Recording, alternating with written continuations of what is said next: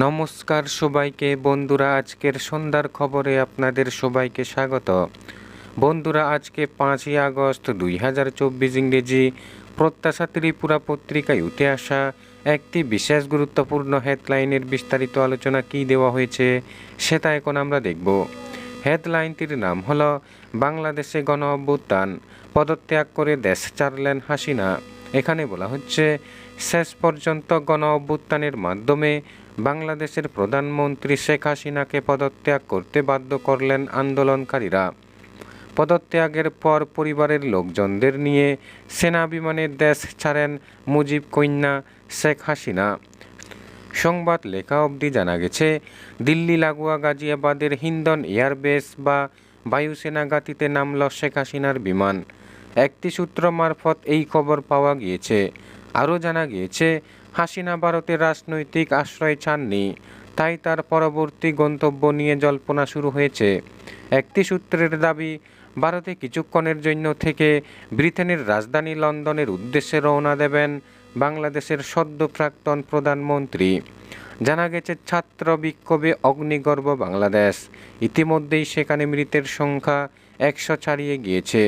পরিস্থিতি সামাল দিতে উচ্চ পর্যায়ের বৈঠকে বসেছেন বাংলাদেশের সেনা প্রধান। এরই মাঝে বাংলাদেশের প্রধানমন্ত্রী পদ থেকে ইস্তফা দিলেন শেখ হাসিনা। সূত্রের খবর, প্রধানমন্ত্রীর বাসভবন গণভবন ছেড়ে সপরিবারে ভারতের উদ্দেশ্যে রওনা দেন হাসিনা ও তার বোন শেখ রেহানা। অনুমান করা হচ্ছে, এক্ষেত্রে বাংলাদেশের শাসনভার উঠতে চলেছে সেনার হাতে। গণভবন থেকে হেলিকপ্টারে, এরপর সেনাবাহিনীর বিশেষ বিমানে সেখান থেকে কলকাতা হয়ে দিল্লি পাড়ি দিয়েছেন বলে খবর মুজিব কন্যার। সেখান থেকে লন্ডনের উদ্দেশ্যে পাড়ি দিয়েছেন তিনি। জানা গেছে, সোমবার হাসিনা গণভবন ছাড়ার খবর প্রকাশ্যে আসার বেশ কয়েক ঘন্টা পর দুপুরেই ঢাকার গণভবনে আছড়ে পড়ে জনতার ভিড়। দখল নিয়ে নেওয়া হয় গণভবনের, চলে ভাঙচুর, ভেঙে ফেলা হয় বঙ্গবন্ধুর মূর্তিও। ঘটনার একাধিক ভিডিও সোশ্যাল মিডিয়ায় ভাইরাল হয়েছে। এদিকে পরিস্থিতির যে পথে যাচ্ছে তাতে সিঁদুরে মেঘ দেখছে নয়াদিল্লি। অনুমান করা হচ্ছে, প্রতিবেশী দেশের এই অশান্ত পরিস্থিতির পেছনে সরাসরি রয়েছে পাকিস্তানের যোগ। হাসিনার পদত্যাগের পর সরকারের রাজ কার হাতে যাবে তা নিয়ে যথেষ্ট উদ্বিগ্ন নয়াদিল্লি।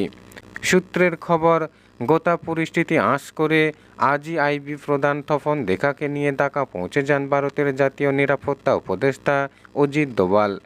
এদিকে কট্টরপন্থী অনির্বাচিত বিএনপি কিংবা জামাতের হাতে যাতে ক্ষমতার রাশ না যায় তার জন্য বাংলাদেশ সেনার কাছে সোশ্যাল মিডিয়ায় আবেদন জানিয়েছেন হাসিনা পুত্র।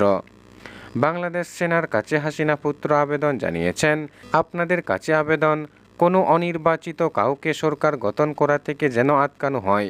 পাশাপাশি আরও জানানো হয়েছে, সংবিধান মেনে এই দেশ ও দেশবাসীর নিরাপত্তা এখন আপনাদের হাতে। এদিকে বাংলাদেশের ঘটনা পরম্পরা যে পথে এগোচ্ছে তা চিন্তা বাড়াচ্ছে নয়াদিল্লির। প্রতিবেশী দেশের বর্তমান পরিস্থিতির পেছনে সরাসরি পাক যোগ দেখছে ভারত সরকার। ভারতের চিন্তার যথেষ্ট কারণও রয়েছে। বাংলাদেশের হাসিনা সরকারের পতনের পর যদি সেখানে কট্টরপন্থী জামাতের আবির্ভাব হয়, সেক্ষেত্রে ধাক্কা খেতে পারে ভারত বাংলাদেশ কূটনৈতিক সম্পর্ক। শুধু তাই নয়, পাক ঘনিষ্ঠ বাংলাদেশ তৈরি হলে সন্ত্রাসবাদী কার্যকলাপ আরও বাড়বে সেখানে। সেক্ষেত্রে পশ্চিমবঙ্গ সহ উত্তর পূর্বের রাজ্যগুলিতে সমস্যা ব্যাপক বেড়ে উঠতে পারে বলে অনুমান করা হচ্ছে। বন্ধুরা, সন্ধ্যার খবর আপাতত এই পর্যন্ত। বন্ধুরা, ভিডিওটি ভালো লাগলে লাইক, শেয়ার, সাবস্ক্রাইব করে আমাদের সঙ্গে থাকুন। ধন্যবাদ সবাইকে ভিডিওটি দেখার জন্য।